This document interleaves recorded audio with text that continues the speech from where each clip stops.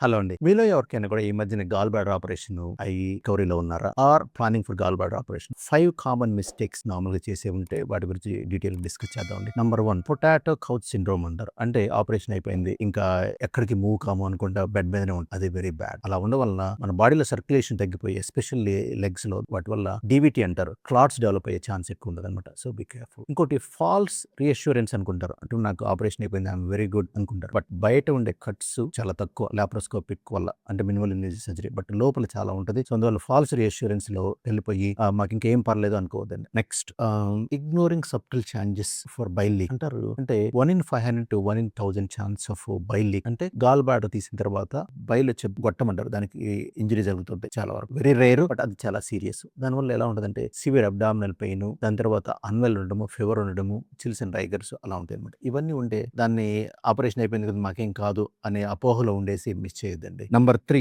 Operation అయిపోయింది ఇంకేముందనుకోండి, especially పొలాల్లో పనిచేసే వాళ్ళు మాకు 2 రోజులు అయిపోయింది అనుకోని 3 రోజు నుంచి పొలం పనులకు వెళ్ళిపోయారు అనుకోండి, ఆర్ హెవీ లిఫ్టింగ్ వెయిట్ చేస్తూ ఉంటే ఆ వూండ్స్ హీల్ కావడానికి అట్లీస్ట్ 6 వీక్స్ పట్టుద్దండి. ఈ లోపు చేశారనుకుంటే హై ఛాన్స్ ఆఫ్ హర్నియాస్ అంటారు. అంటే ఇన్సిస్టనల్ హర్నియా ఆర్ వాటిని వేరే పోర్ట్ సైడ్ హర్నియాస్ వచ్చే ఛాన్స్ ఉంది. So be careful. అంటే రెస్ట్ అంటే బెడ్ మీద పడుకోవడం అట్లా కాదు. మామూలుగా వాకింగ్, నార్మల్ యాక్టివిటీస్ చేసుకోవచ్చు. అంటే డెస్క్ మీద కూర్చొని ఆఫీస్ అట్లా. బట్ ఫిజికల్ గా హెవీ ఎగ్జర్షన్ ఎక్కువగా చేయడం కానీ, లేకపోతే హెవీ వెయిట్స్ చేయడం కానీ, లేకపోతే కాంటాక్ట్ స్పోర్ట్స్ అంటారు. అంటే కబడ్డీనో, ఫుట్బాలో, లేకపోతే మేజర్ స్పోర్ట్స్ అలాంటివి ఏం చేయొద్దండి 6 వీక్స్. ఇంకోటి గాల్ బ్లాడర్ ఆపరేషన్ అయిపోయిన తర్వాత నేను ఏమైనా తినొచ్చు అనుకుంటా ఉంటారు చాలా మంది. ఆయిలీ ఫుడ్స్ కానీ, బిర్యానీలు కానీ రకరకాలుగా తినేశారు అనుకోండి. ఇప్పుడు ఏంటంటే నార్మల్ గా గాల్ బ్లాడర్ లో అది బైల్ వచ్చేసి స్టోర్ అయిపోయిన ఫుడ్ ఉన్నప్పుడు అది కంట్రాక్ట్ అయ్యి బైల్ రిలీజ్ అవుతా ఉంటుంది. సో ఇప్పుడు మనకి ఆ మెకానిజం పోతా ఉంటుంది. సో కంటిన్యూస్ గా మనకి బైల్ డైరెక్ట్ గా స్మాల్ బౌల్ లోకి ఎంటర్ అవుతా ఉంటుంది. సో దీనివల్ల ఏంటంటే ఆ ఫుడ్స్ అంత ఈజీగా డైజెస్ట్ కావు. బాడీ అడ్జస్ట్ కావడానికి కొంచెం టైం పట్టుద్ది. సో వాటి కోసం ఏంటంటే ఇలా తీయడం వల్ల మీకు డయేరియా రావడము, లేకపోతే స్టమక్ అప్సెట్ లాగా అనిపించడం ఉంటుంది. సో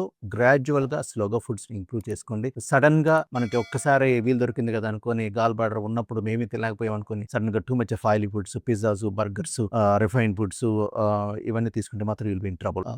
నెక్స్ట్ వూండ్ ఇన్ఫెక్షన్ అండి. అంటే మామూలుగా 4th 5th డేస్ నుంచి స్టార్ట్ అవుతా ఉంటుంది. సో దానికి ఏంటంటే రెడ్నెస్ గా ఉండడం కానీ, అంటే మనకి డ్రెస్సింగ్ కింద రెడ్ గా ఉండడము, డిశ్చార్జ్ రావడము, అంటే చీము లాగా అనమాట. అంటే ఎల్లో డిస్కలర్ గా ఉండడం, వాటర్ అంటే సీరియస్ అంటారు, అది నార్మల్. అట్లా కాకుండా పెయిన్, రెడ్నెస్, చీము, డిశ్చార్జ్ ఇవి ఉంటే మాత్రము డోంట్ వెయిట్. అంటే surgical site infections those are common.